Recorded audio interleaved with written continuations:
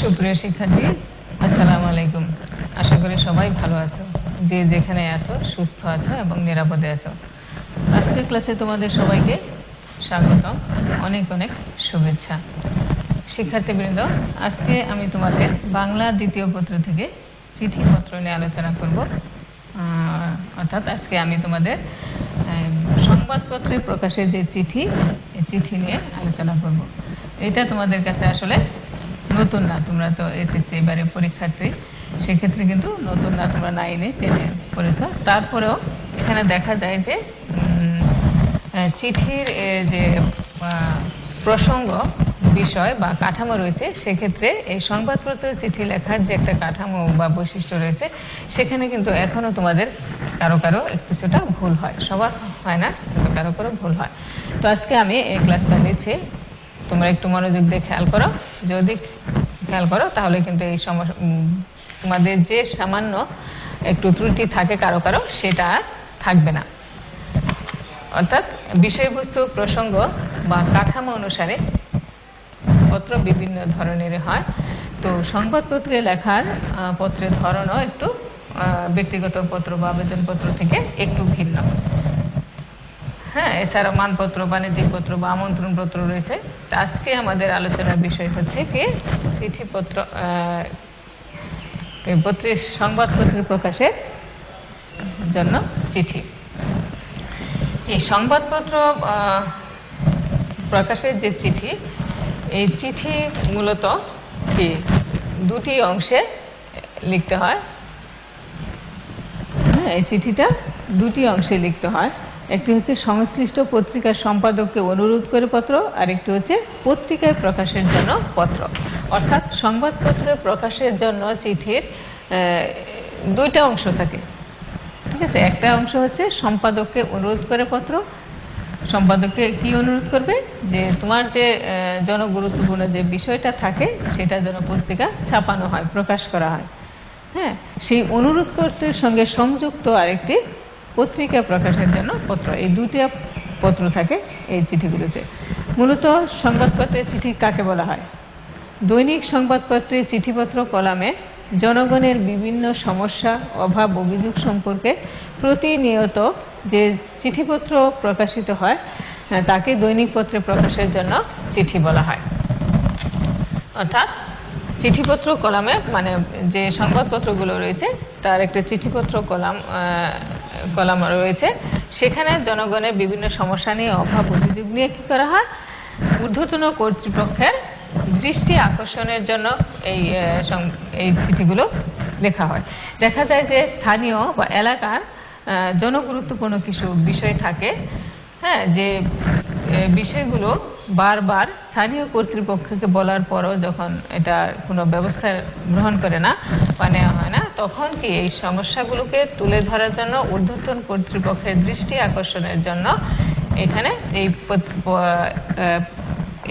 পত্রে কি করা হয়, আলোচনা করা হয়। অর্থাৎ চিঠিতে পাঠক, মানে এই ধরনের চিঠিতে পাঠক যে কোনো সমস্যাকে খোলাখুলি বা স্পষ্টভাবে আলোচনা করতে পারে। কারণ এই চিঠির বক্তব্য সম্পর্কে সব দায় দায়িত্ব পত্র লেখকের থাকে। পত্রিকার কর্তৃপক্ষ কিন্তু এর জন্য কোনো দায় দায়িত্ব নেন না, চিঠি মানে, ঠিক আছে। আর এই কারণে দেখা যায় যে তোমরা খেয়াল করবে, দেখবে যে চিঠিপত্র কলামের উপরে বা নিচে কোথাও লেখা থাকে মতামতের জন্য সম্পাদক দায়ী নন, কথাটি লেখা থাকে। এই পত্রের পাঠক কিন্তু একজন হয় না, শুধু ঊর্ধ্বতন কর্তৃপক্ষ যে দেখবে তাই না। অর্থাৎ এর মধ্য দিয়ে সেই পত্রিকার যত পাঠক রয়েছে, যত গ্রাহক রয়েছে, অর্থাৎ সংবাদপত্রের অসংখ্য গ্রাহকই হয় এই পত্রের পাঠক। এই পত্রে কোনো বাণিজ্যিক উদ্দেশ্যেও লেখা নয়। আবার এই জাতীয় পত্রকে কিন্তু ব্যক্তিগত পত্র বলা যায় না।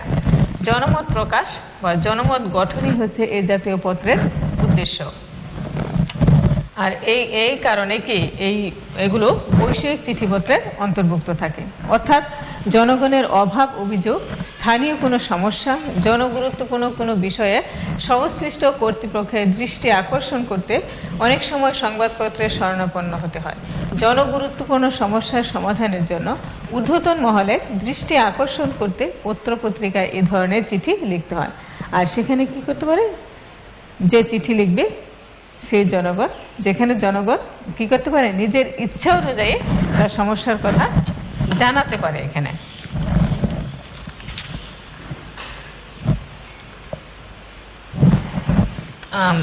অর্থাৎ মানে এই শ্রেণীর পত্রে বক্তব্য বিষয় কিন্তু আসলে প্রাধান্য পায়, ভাবাবেগ অর্থাৎ আবেগ প্রকাশের এখানে কোনো অবকাশ নেই। ঠিক আছে, সেই কারণে কি হয়, বক্তব্যের পারস্পরিক সমন্বয় রক্ষা বা ভাষার যে একটা স্পষ্টতা রয়েছে, শুদ্ধি রয়েছে, এই সম্পর্কে সতর্ক ও যত্নবান হতে হয়। কারণ কি, সংবাদপত্র অসংখ্য গ্রাহকরা কিন্তু এটা করে থাকে। তো এখানে ভাষার মানে শুদ্ধতা সম্পর্কে সচেতন থাকতে হয়। অর্থাৎ আবার পত্রের যে একটা নির্ভুল কাঠামো থাকে সেটাও কি যথাযথভাবে অনুসরণ করতে হয়। তো ঠিক আছে, অর্থাৎ এই পত্রের যে দুটো অংশ থাকে, একটা হচ্ছে সংশ্লিষ্ট পত্রিকার সম্পাদককে অনুরোধ করে পত্র। তো অর্থাৎ পত্র লেখক সংবাদপত্রে যে চিঠিটা প্রকাশ করতে চান সেই পত্রিকার সম্পাদককে অনুরোধ জানিয়ে একটি চিঠি লিখতে হয়। আর এই চিঠিটা হয় সংক্ষিপ্ত, একেবারে সংক্ষিপ্ত হয় ভালো। কারণ সম্পাদককে সম্বোধন করা ছাড়াও যথাস্থানে তারিখ এবং নিচে প্রেরকের নাম ঠিকানা স্বাক্ষর দিতে হয়। আর অনুরোধ পত্রের সঙ্গে থাকে প্রকাশিতব্য চিঠি, মূল চিঠি। অর্থাৎ এটা কেন সংক্ষিপ্ত হবে, কারণ এখানে শুধুমাত্র কি মূল বক্তব্যটা, মূল চিঠিটা প্রকাশ করার জন্য অনুরোধ থাকে সম্পাদকের বরাবর। সংশ্লিষ্ট পত্রিকার সম্পাদককে অনুরোধ করে যে পত্র, সেখানে শুধু সম্পাদককে অনুরোধ করা হয় যে তার সঙ্গে সংযুক্ত বা প্রকাশিতব্য পত্রটি কি পত্রিকায় ছাপানোর জন্য। আর দ্বিতীয় যে পত্র সেটাই হচ্ছে পত্রিকা প্রকাশের জন্য পত্র। এটাই হচ্ছে মূল চিঠি। পত্রিকা প্রকাশিতব্য চিঠিটাই হচ্ছে আসলে এখানে মূল চিঠি, কেননা যে বিষয়বস্তু অনুযায়ী সেটি বিভিন্ন তথ্য সমৃদ্ধ এখানে থাকে। আর এই অর্থাৎ এখানে কি থাকে, জনগণের অভাব অভিযোগ থাকে, স্থানীয় সমস্যা থাকে, জনগুরুত্বপূর্ণ বিষয়ে সংশ্লিষ্ট কর্তৃপক্ষের দৃষ্টি আকর্ষণ করতে অনেক সময় সংবাদপত্রে শরণাপন্ন হয়। ঠিক আছে, তাই এবং এই যে সমস্যা, জনগণের যে স্থানীয় সমস্যা, সেই সমস্যার দ্রুত সমাধানের জন্য ঊর্ধ্বতন মহলের দৃষ্টি আকর্ষণ করা হয়। এবং সেই কারণে বিভিন্ন পত্রিকায় দেখবে কি থাকে, চিঠিপত্র কলামে সেই সব চিঠি গুরুত্ব দিয়ে ছাপা হয়ে থাকে। হ্যাঁ, যেমন ইত্তেফাকের একটা অংশ রয়েছে, পত্রিকা একটা অংশ রয়েছে চিঠিপত্র। প্রথম আলোর পাঠকের অভিমত, জনকণ্ঠের সম্পাদক সমীপে, প্রকাশিত চিঠির বক্তব্য ও দায় দায়িত্ব কার, যে পত্র লেখক সেই পত্র লেখকের উপরে বর্তায়। এবং সেই কারণে যে একটু আগে বললাম, সেই কারণে কি এসব কলামের নিচে লেখা থাকে মতামতের জন্য সম্পাদক দায়ী নয়।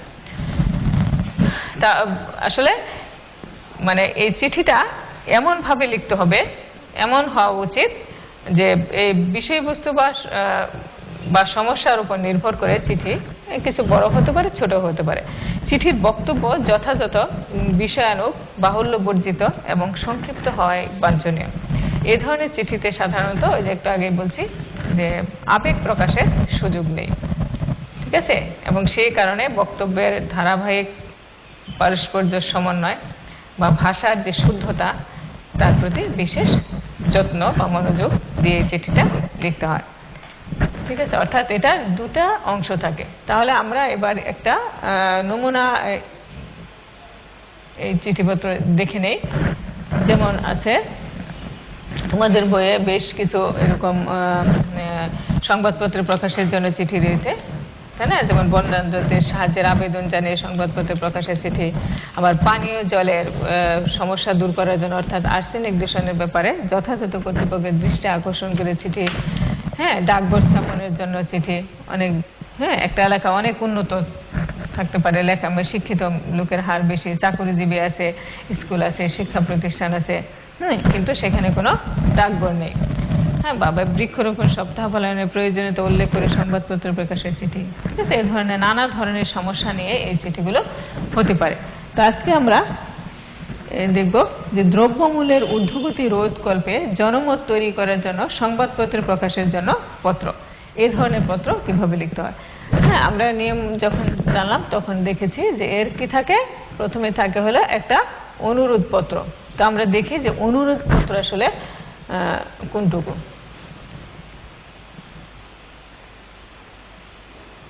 দেখো অনুরোধ পত্র, এই যে অংশটুকু দেখতে পাচ্ছ এটাই হচ্ছে সম্পাদক বরাবর অনুরোধ পত্র। অর্থাৎ যেখানে আমরা দুটি চিঠি দেখলাম, দুটি চিঠির মধ্যে একটি চিঠি হচ্ছে এটি। এখানে তোমরা ভুল করো যে সরাসরি আমরা অনেকেই কি করো, যেভাবে দিয়ে জনাব দিয়ে কে ওই চিঠিটা লেখা শুরু করে দাও, মূল চিঠিটা। আসলে তা না, সংবাদপত্র প্রকাশের জন্য এই যে দুটি চিঠি থাকে, তার মধ্যে একটি হচ্ছে এটি। এটাই হচ্ছে যে অনুরোধ পত্র, অর্থাৎ প্রকাশিতব্য পত্রটি পত্রিকায় ছাপানোর জন্য সম্পাদককে অনুরোধ করে যে পত্র, সেটাই হচ্ছে অনুরোধ পত্র। আর এটাই হচ্ছে, এই অংশটুকু হচ্ছে অনুরোধ পত্র। দেখো কিভাবে লিখতে হয়, তারিখ, তারপর সম্পাদক, পত্রিকার ঠিকানা, কোন পত্রিকার সম্পাদক, দৈনিক ইত্তেফাক, এবং ঠিকানা হচ্ছে 1 রামকৃষ্ণ মিশন রোড, ঢাকা। এবং এর বিষয়টা কি, সংযুক্ত পত্রটি প্রকাশের জন্য আবেদন। অর্থাৎ সংযুক্ত পত্র কোনটা, ওই যে চিঠির সঙ্গে একটা পত্র দেয়া ছিল পত্রিকায় ছাপানোর জন্য প্রকাশিতব্য চিঠি, অর্থাৎ যেটা মূল চিঠি, সেটাই হচ্ছে সংযুক্ত পত্রটি সংযুক্ত পত্র। আর ওটা ছাপানোর জন্য অনুরোধ করে হচ্ছে সম্পাদক বরাবর এই চিঠিটা। যে কিভাবে লিখবে, তারপরে সম্বোধন জনাব। এই জনাব হচ্ছে কি ঊর্ধ্বতন কোনো কর্তৃপক্ষ নয়, এটা হচ্ছে কে, এ হচ্ছে সম্পাদক। যে আপনার বহুল প্রচারিত দৈনিক ইত্তেফাক পত্রিকায় নিম্নোক্ত পত্রটি প্রকাশ করলে কৃতার্থ হব। অর্থাৎ ওই যে সমস্যা সংক্রান্ত জনগুরুত্বপূর্ণ যে পত্রটা দেওয়া হয়েছে সংযুক্ত করে, সেই পত্রটা প্রকাশের জন্য সম্পাদক বরাবর অনুরোধ।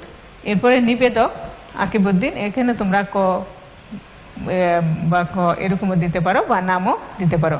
এবং ঠিকানা হচ্ছে সোনাগাজী, ফেনী। তাহলে এখানে কিন্তু ভালো করে খেয়াল করো, এখানে অনেকে লিখে ফেলো এলাকাবাসীর পক্ষে। এই অংশটুকু কিন্তু এলাকাবাসীর পক্ষে না, অনুরোধটা কে করেছে, শুধুমাত্র যিনি পত্র লেখক তিনি সম্পাদককে অনুরোধ করেছেন। এবং এলাকাবাসীর পক্ষে যে অংশটা তিনি লিখেছেন সেটাই হচ্ছে মূল বক্তব্য, মূল চিঠি, এবং যেটা পত্রিকায় প্রকাশ করা হবে। এটা হচ্ছে দ্বিতীয় অংশ। হ্যাঁ, দ্বিতীয় চিঠিটা হচ্ছে এটা। তো এই চিঠির শুরুতেই থাকে শিরোনাম, যেহেতু আজকের বিষয়টা দ্রব্যমূল্যের ঊর্ধ্বগতি এবং জনগণের প্রভাব, তাহলে এই শিরোনামটা দেওয়া হয়েছে দ্রব্যমূল্যের ঊর্ধ্বগতি রোধ করুন। হ্যাঁ, দ্রব্যমূল্যের ঊর্ধ্বগতিতে মানে নাভিশ্বাস এরকম হতে পারে। তার মানে এইটাই হচ্ছে মূল শিরোনাম। দেখো কিভাবে চিঠিটা, মূল বক্তব্যটা কিভাবে লেখা হয়েছে। এখানে যে বিষয়ে তুমি লিখবে সেই বিষয়টা কি, প্রথমে সে তার পরিচয়, হ্যাঁ, সেটা কিভাবে সমস্যা এবং এই সমস্যা থেকে কিভাবে সমাধান করা যায়, হ্যাঁ, এই বিষয়গুলো কিন্তু মূল বক্তব্যে থাকবে। তাহলে দেখো দ্রব্যমূল্যের ঊর্ধ্বগতিতে জনগণের উপর কি প্রভাব পড়ছে। দেখো আমাদের দেশের অধিকাংশ মানুষ স্বল্প আয়ের, সামান্য আয়ে সংসার চালানো তাদের পক্ষে খুবই কষ্টকর। তার উপর সম্প্রতি যেভাবে দ্রব্যমূল্যের দাম লাগামহীন বেড়ে চলেছে, তাতে করে জনগণ আতঙ্কিত না হয়ে পারছে না। মধ্যবিত্ত ও নিম্নবিত্তে আয়ের মানুষের ঘুম হারাম হতে বসেছে ক্রমাগত দ্রব্যমূল্যের ঊর্ধ্বগতির কারণে। সীমিত আয়ের মানুষের জীবনযাপন এমনিতে বহুমুখী সমস্যায় জর্জরিত, তার উপর দ্রব্যমূল্যের ঊর্ধ্বগতি মরার উপর খাড়ার ঘা হয়ে দাঁড়িয়েছে।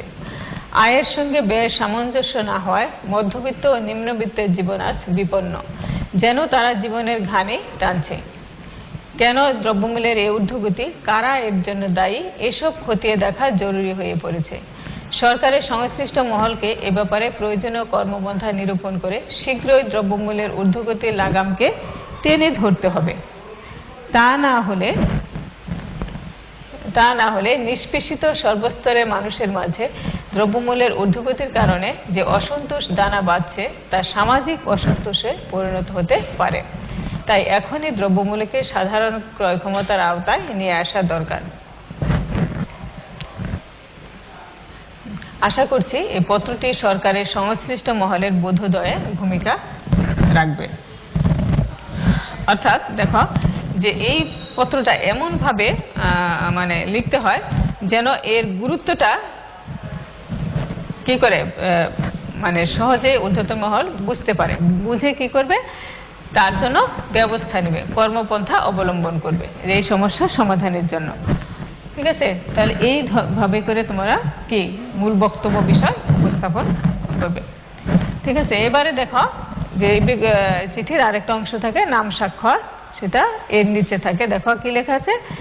এখন দেখো তখন নিবেদক এলাকাবাসীর পক্ষে আকিবউদ্দিন সোনাগাজী, তিনি এই যে চিঠিটা পত্রিকায় ছাপানোর জন্য লিখেছেন ঊর্ধ্বতন কর্তৃপক্ষের দৃষ্টি আকর্ষণের জন্য, তাই না? সেটা তার ব্যক্তিগত কোনো সমস্যা না, এটা হচ্ছে এলাকাবাসীরই সমস্যা। তো এলাকাবাসীর পক্ষে লিখেছেন, কিন্তু যখন সম্পাদককে অনুরোধ করে লিখেছেন তখন কিন্তু এলাকাবাসীর পক্ষে ছিল না। ঠিক আছে, এখানেও কিন্তু তোমরা একটু ভুল করো, তো দুই জায়গায় এলাকাবাসীর পক্ষেটাও, অথবা চিঠিটা কি একভাবে ওই জনাব দিয়ে শুরু করে এই পর্যন্ত এসে শেষ হয়ে যায়। ঠিক আছে, এই কাজকে যে তোমরা চিঠিটা নমুনাটা দেখলে, হ্যাঁ, তোমাদের বইয়েও সুন্দর করে দেওয়া আছে, তো এভাবে লিখলে কি এটা সঠিকভাবে লেখা হবে। এরপরে তুমি চিঠিতে যে খাম থাকে প্রেরক প্রাপকের ঠিকানা সম্বলিত, সেটাও দিতে পারো। তাহলে প্রেরককে যিনি পত্র লেখক আকিবউদ্দিন সোনাগাজী ফেনী, আর প্রাপক হচ্ছে চিঠিটা যাচ্ছে কার কাছে, তুমি যে পত্রিকা প্রকাশ করতে চাও সেই পত্রিকার সম্পাদকের কাছে। তাহলে প্রাপক হচ্ছে সম্পাদক কামাল হোসেন, দৈনিক ইত্তেফাক, রামকৃষ্ণ মিশন রোড, ঢাকা।